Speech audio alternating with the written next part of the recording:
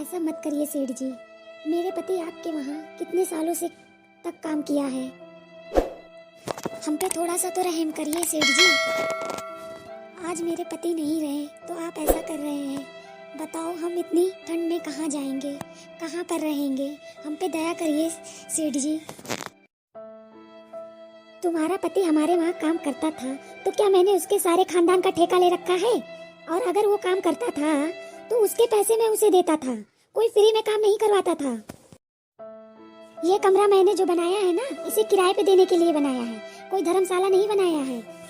सेठ जी ये ठंड में थोड़ा सा हम पे रहम करिए। ठंड बाद में कुछ न कुछ जरूर इंतजाम करूंगी। देखो मैं कुछ नहीं सुनना चाहता।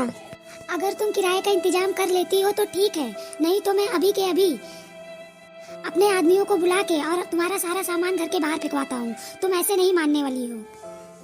रामू इस घर से सारा सामान निकाल के बाहर फेंको। ठीक है मालिक, अभी निकाल देता हूँ सारा सामान। प्लीज लाला जी ऐसा मत करिए, मैं आपके आगे हाथ जोड़ती हूँ। रामू तुम्हें सुनाई नहीं दिया मैं क्या बोल रहा हूँ? जी मालिक, अभी निकाल के सारा सामान बाहर रख देता हूँ। हे भगवान ये कैसा इम्तिहान है। अब ये इतनी छोटी सी बच्ची को लेकर इतनी ठंड में मैं कहाँ जाऊँ? हे भगवान आप ही कोई रास्ता निकालिए। मम्मी मम्मी बहुत ठंड लग रही है मम्मी, अब बिल्कुल सहा नहीं जा रहा है। हे भगवान इतनी ठंड में ये बच्ची को लेकर मैं कहाँ कहाँ ऐसे भटकूं। भगवान आप ही मदद करें हमारी।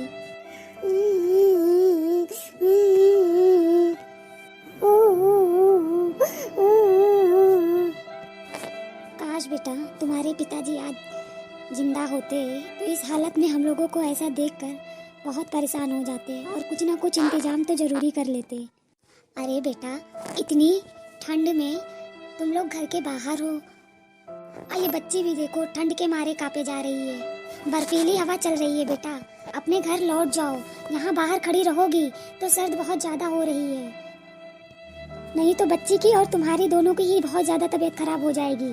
ये ठंड जिसको एक बार लग जाती है ना तो फिर उसका बचना नामुमकिन होता है। अरे चाचा कौन नहीं अपने घर में रहना चाहता। बताओ इतनी तेज की ठंड हो रही है, इतनी तेज की हवा चल रही है, कोई वाला बाहर यूं ही घूमेगा? बस हम क्या बताएं कि हमारे हालात इस टाइम क्या चल रहे हैं।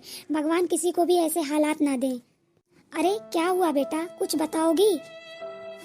काका अभी 3 महीने पहले इसके पिताजी का देहांत हो गया। इसके पिताजी के देहांत होते ही हमारे आगे पीछे कोई भी सहारा नहीं था उनके सिवा। अब तो हमारे पास ना खाने के लिए कुछ बचा और ना ही घर। जैसे तैसे जिंदगी गुजार रहे थे किराए के घर पे, किराया भी नहीं दे पा रहे थे ढंग से। 3 महीने का किराया बाकी होने की वजह से किराएदार ने हमें आज घर से बाहर निकाल फेंका। अब आप ही बताइए हमारे पास कुछ भी नहीं है, हम कहाँ जाएं? अब बस जैसे तैसे हमें ऐसे ही जिंदगी गुजारनी होगी काका, क्योंकि हमारे पास कोई भी सहारा नहीं है। या तो फिर भगवान ही हमारी मदद कुछ कर सकते हैं। बेटा ऐसे क्यों कह रही हो? इंसान ही इंसान के काम आता है, यही इंसानियत होती है। इतनी ठंड में तुम दोनों बाहर यूं ही रहोगी तो तबीयत खराब हो जाएगी। तुम दोनों मेरे घर चलो, तुम भी मेरी बेटी जैसी ही हो बेटा। आओ चलो मेरे साथ मेरे घर, जो भी छोटा मोटा टूटा फूटा घर है बेटा उसी में चलो। जैसे मेरे सारे बच्चे रहते हैं वैसे तुम भी रहना। जब तुम्हारा थोड़ा सा हालात सही हो जाए तो फिर तुम्हारी जहाँ मर्जी चली जाना, पर इस टाइम बेटा तुम मेरे साथ चलो, नहीं तो ये बच्ची की तबीयत बहुत ज्यादा बिगड़ जाएगी। अरे बेटा बोझ की क्या बात है, तुम भी तो मेरी बेटी ही जैसी हो ना। आ जाओ बेटा अब मेरे पीछे पीछे चलो मेरे घर।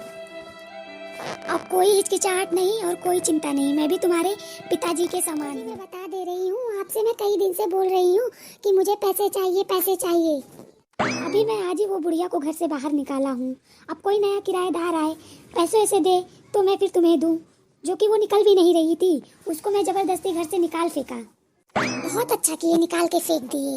वो बुढ़िया ना किराया देना ना कुछ भी, बस फ्री में रहने को कह दो। हाँ तो इसीलिए तो मैंने उसे आज घर से निकाल फेंका। अभी कितना टाइम लगेगा हमें पहुँचने में? हे भगवान फिक्र मत करो, बस तुम्हारी मम्मी का घर आने ही वाला है। तुम्हारा मैका बस यहाँ से थोड़ी ही दूर बचा है। आखिर हमारी गाड़ी रोक कर और हमें नीचे उतरवा कर तुम लोग चाहते क्या हो?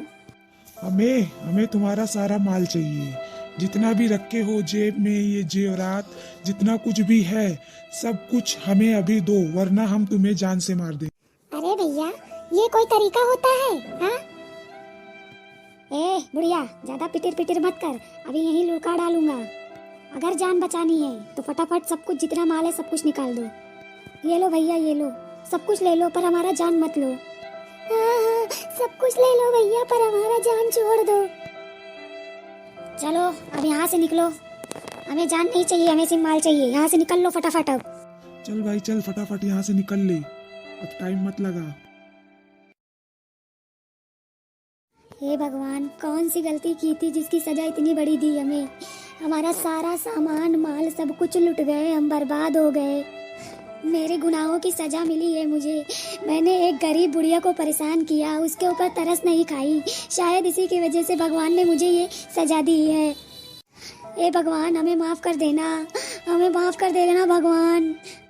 हमने उसके साथ गलत किया, इसलिए भगवान ने हमें इसकी सजा दिखा दी। हे भगवान, माफ कर दो। अगर हम किसी के साथ गलत करते हैं तो उसकी सजा हमें भगवान जरूर देता है। भगवान, हमें क्षमा कर देना।